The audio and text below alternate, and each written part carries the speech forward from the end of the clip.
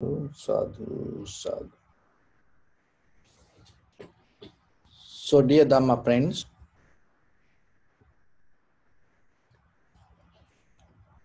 practicing this meditation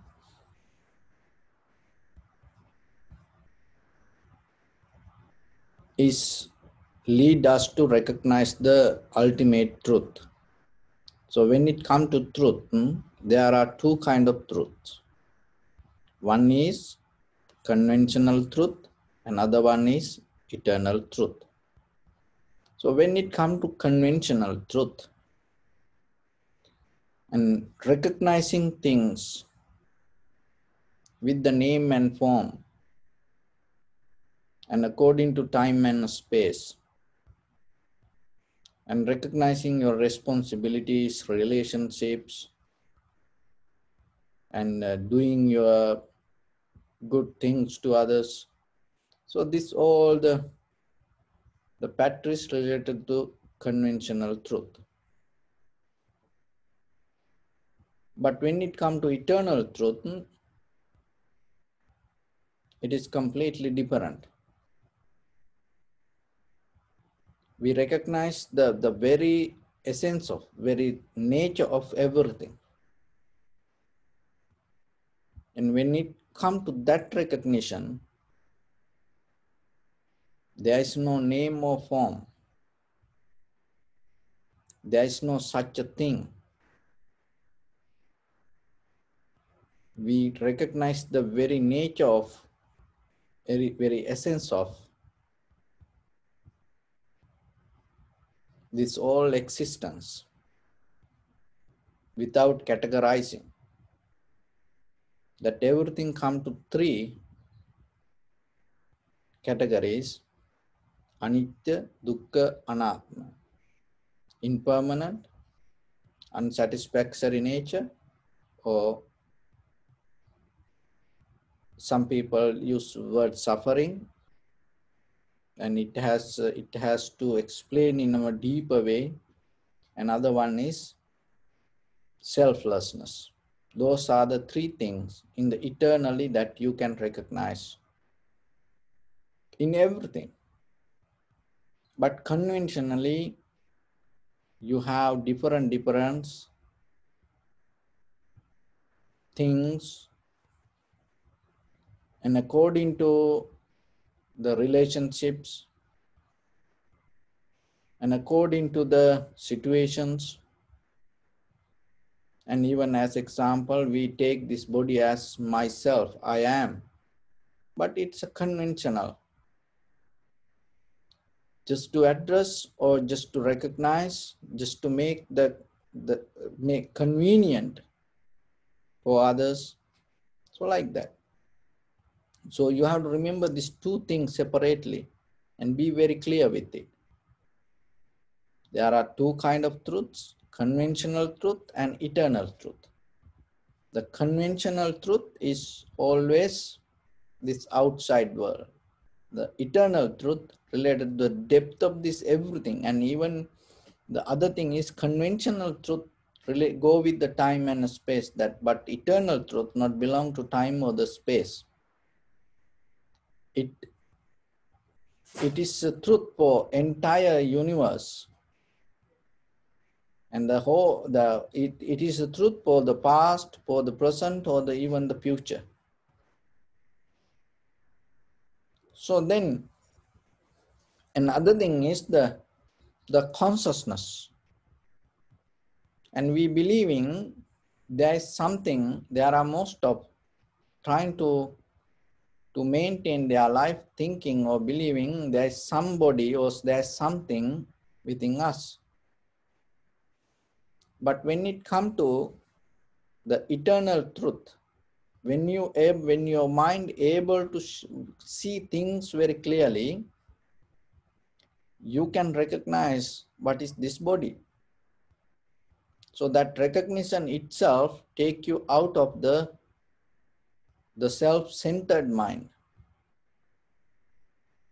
So just look how this life happening. What is this life? When we take it to you, what you name as you. Okay, you are This body, this eye, ear, nose, tongue, and the mind, these 6 senses, that is you. And then the consciousness. What is consciousness?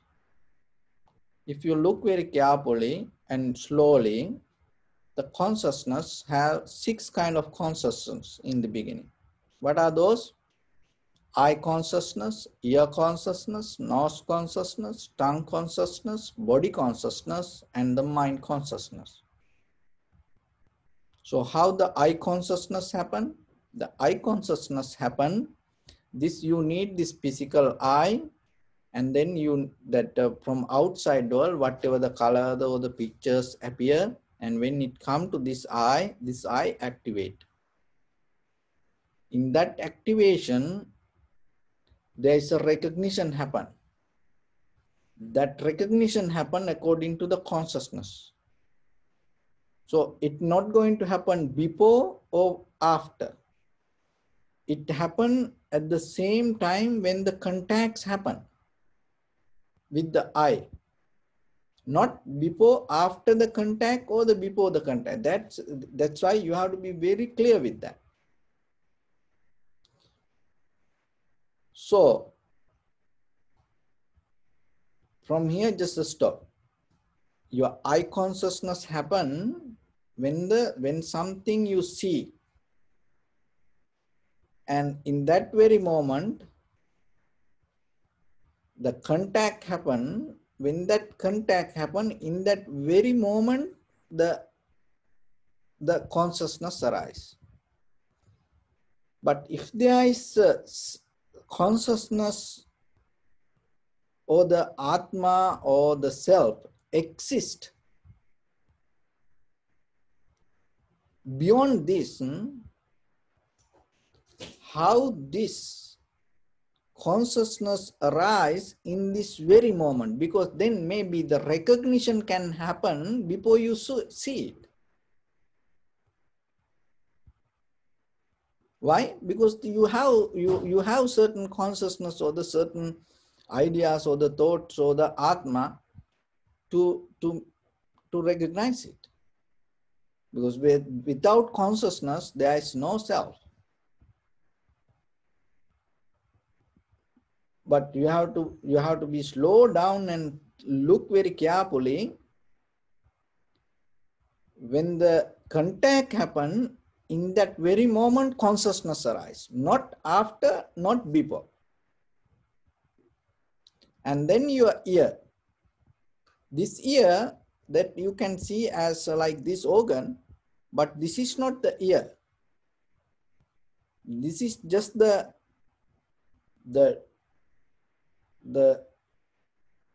physical part of the ear. But the real ear appear when the sound comes. In that very moment, when the sound come and go through this all the process of the ear, that activation we call ear.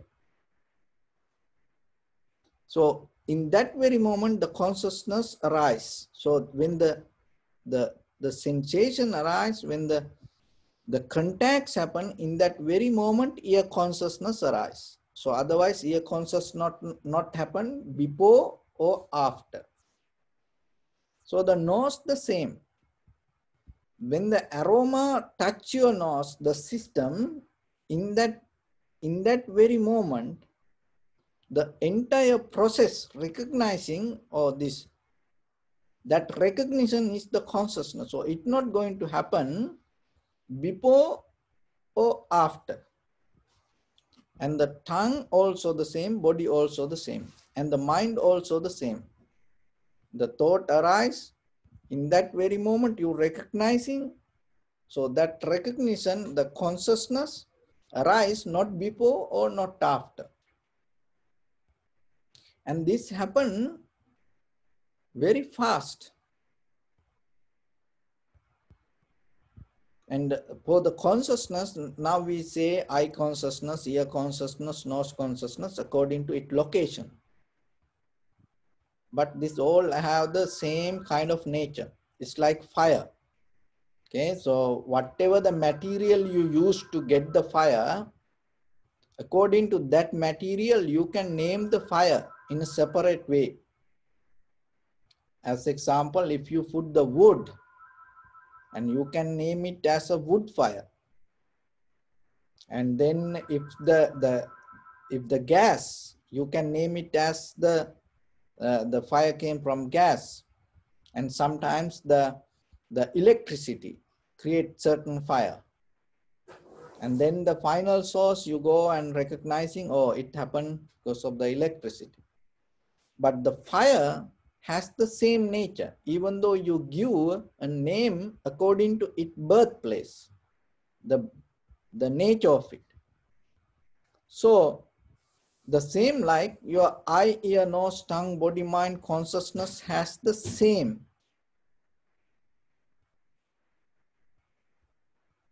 kind of nature, but according to its birthplace, we give a name. Otherwise, it all the same. That's why we cannot, in the depth, we cannot separately recognize it. It's like this. You get the ghee, or you get wood, you get cow dung, and you get cotton, and you put papers. So you put everything together, and then you lit it, and the fire arises. So that whatever the fire, it's has the same nature, even though the material things different. But in the beginning, it come out of a different material. The same kind, when the eye, ear, nose, tongue, body, mind, this everything come together, then we say it is consciousness. Why it is a consciousness, awareness? And because it arises from different places, but it has the same nature, and this all thing, it happens so fast, and because of that, we take it as one. It's like the same like the fan, when it move very fast, that you see it kind of like a circle. You cannot separately recognize it. But when you go deeper, when you separate, then you recognize there is nothing. That is what Buddha said. That is how you can experience it. It's same like this. So there is a cake, you cut to six pieces, and then you put the name. Eye consciousness, ear consciousness, tongue consciousness, body consciousness, mind consciousness. And take 6 pieces away. And then there's nothing going to be there. The same like when you slow down, when you deeply develop the sati, sampajanya, clear comprehension, clear attention, awareness, you name whatever.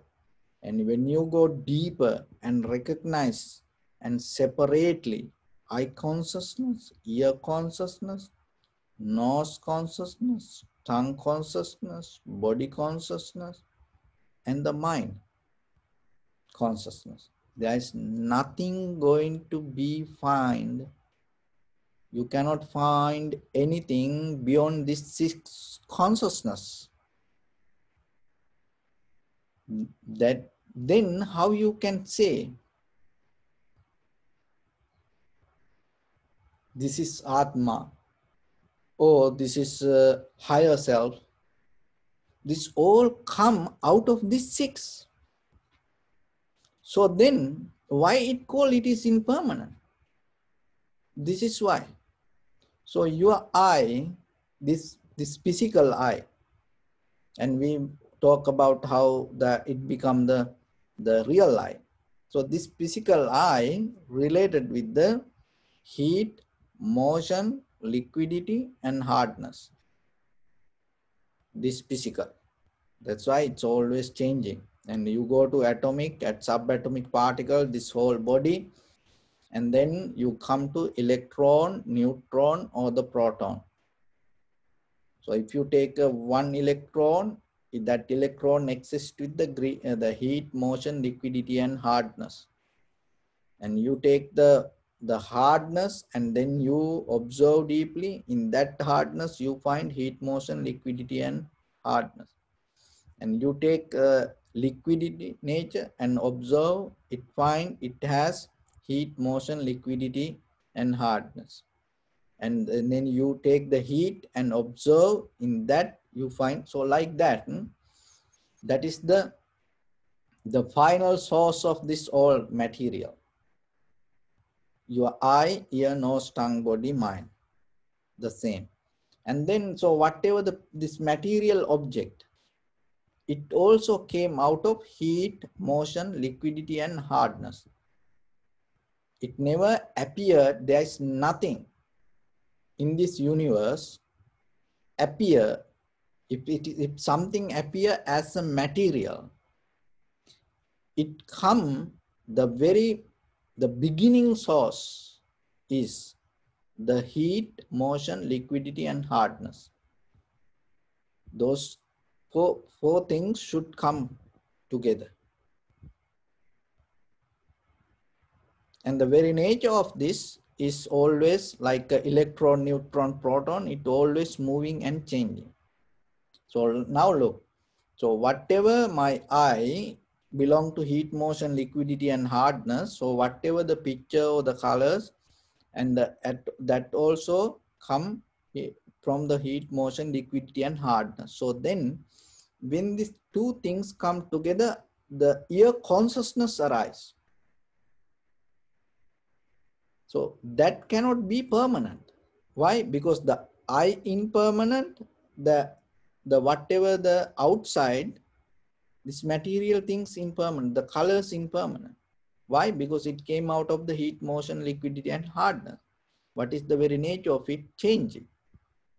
So when these two things come together and become one as your recognition, and in that very moment, out of that recognition, whatever the consciousness arises, that also belong to change.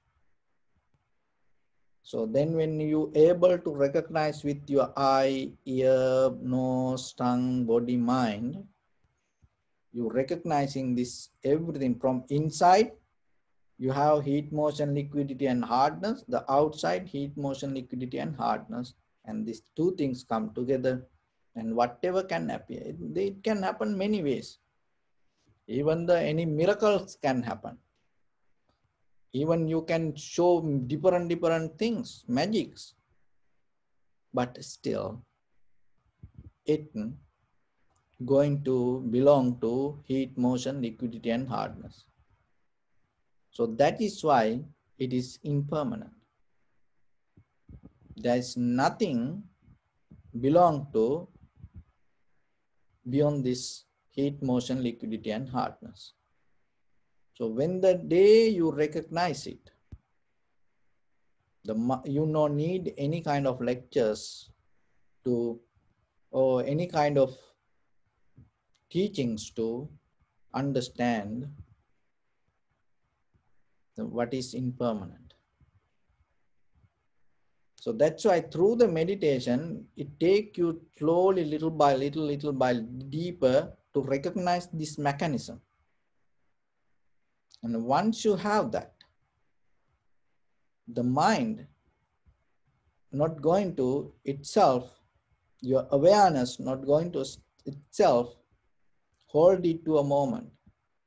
So even what you experience in that very moment, what you experience, and even the experiencer, this both moment by moment going to change. So then there is a problem come. Who experienced this? How who going to experience it? So this is the point. This is what mostly people try to keep, there is somebody experiencing this change. There is somebody, something, there is something behind us experiencing this all. as the bigger picture. When you deeply observe, it's just the reflection of the observer. There's nothing else. It's like the shadow. Okay? So just the thing, the object is the light. Be very careful. Okay? So the object is the light. And the subject is the observer.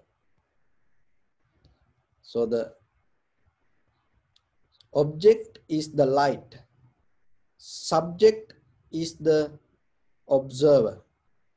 So when the reflection happens, and sometimes this subject start to get the shadow because of the object. The shadow, the subject get the shadow, and when the subject become more attached to the object, and the subject become afraid or going to take its own shadow as something. So be very careful and listen slowly. Whatever the desire, it can be thought or idea or things or the position or the place or anything. That's your object. The subject is you, your conscious, your awareness. When the subject have the desire to go towards the object, it reflects the subject itself and create a shadow. And the subject cannot recognize. That's why in day-to-day life, people, when their mind is somewhere else, sometimes they get afraid with their own shadow. And according to the space, and you know, the shadow can become shorter or longer. So according to the power of the light, the shadow going to become heavy or soft. So same like according to the desire towards the object, it creates a shadow. It's on your own consciousness, awareness. It's nothing exists beyond this. Your eye, ear, nose, tongue, body, mind, awareness. So whatever happened, it should come out of this somehow. 6. So once you go deeper and recognize this all one by one, and the very nature of it and recognize, then you recognize what is this selflessness. But in conventional life, of course, we accept and to maintain our life like this way.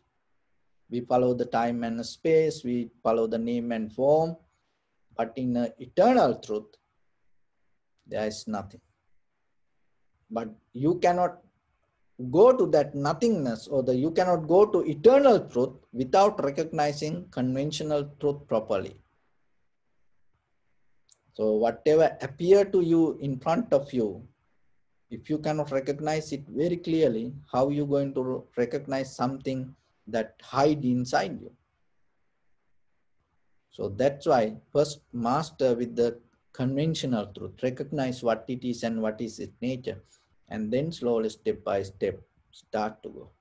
So that's how you can come out of the self-centered mind, and then one the day come for you to recognize that within yourself, that it's kind of like you release your awareness from the self-centered idea, and then in that very moment you become nobody, and you're not going to belong to any time or the space or anything. And that is where you can experience the ultimate bliss of liberation. So with that, I bless upon everyone with this good practice. May all of you be well, happy and peaceful. May no harm come to you, may no difficulties come to you, may no problems come to you. May you also have the patience, courage, understanding, and determination to meet and overcome inevitable difficulties in your life. And finally, may you attain supreme bliss of Nibbana. Sabbitiyo vajjantu sabbarogo vinassatu mate bhavatantarayo sukhi digayuko bhava. Ittavata ca mihi sampadam punya sampadam sabbe deva numodantu sabba sampatti siddhya sabbe bhuta numodantu sabba siddhya sabbe satta numodantu sabba sampatti siddhya idam me punya kammang asavakkaya vahang hotu sabba dukkha pamuncatu. Bless you. So thank you very much everyone.